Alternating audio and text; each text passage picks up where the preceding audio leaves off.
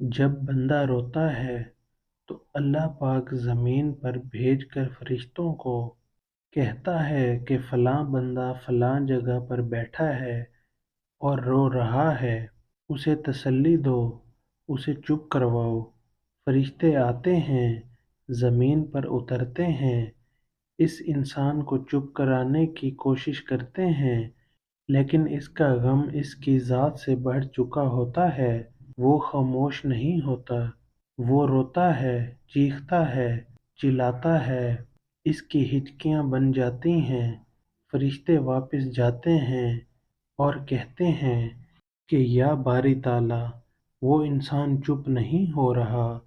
وہ روئے جا رہا ہے، جانے اسے ایسا کیا دکھ ہے، ایسا کیا غم ہے جو اس کی ذات کے اندر موجود ہے کہ وہ چپ نہیں ہو رہا۔ ہم نے بہت زیادہ اسے چپ کروانے کی کوشش کی ہے، بڑی کوشش لگا لی، لیکن وہ چپ نہیں ہوا، وہ مسلسل رو رہا ہے۔ تو اللہ پاک کہتا ہے کہ مجھے پتہ ہے کہ میرا بندہ کیوں رو رہا ہے، میں جانتا ہوں، کیونکہ میں نے اس سے اس کی بہت ہی دل عزیز انسان لے لیا ہے، اور اسے اس بات کا غم ہے، اور اس غم کی وجہ سے اس کا کلیجہ پھٹا جا رہا ہے اور وہ رو رہا ہے،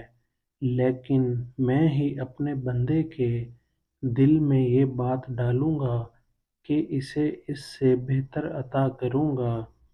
جو اس سے چھن گیا ہے، اور کہہ دو میرے بندے سے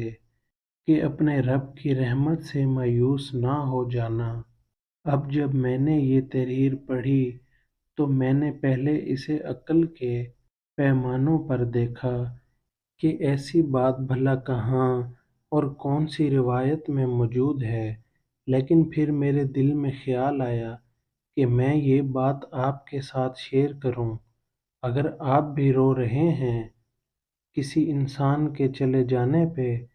کسی شے کے چھن جانے پہ، کسی مالی ذرائع کے چلے جانے سے، کسی مالی سبب کے چھن جانے پر، کسی بھی چیز کے دور ہو جانے سے، اگر آپ پریشان ہیں، غمگین ہیں، افسردہ ہیں، تو پریشان نہ ہوں، کیونکہ اللہ نے یہ خود کہہ دیا ہے کہ اپنے رب کی رحمت سے مایوس نہ ہونا۔ اللہ پاک ضرور ہماری مدد کرے گا، ضرور ہمارے رونے کے بدلے میں ہمیں خوشیاں عطا کرے گا، ضرور ہمارے یہ دکھ مٹائے گا اور ہمیں راحت پہنچائے گا، انشاءاللہ۔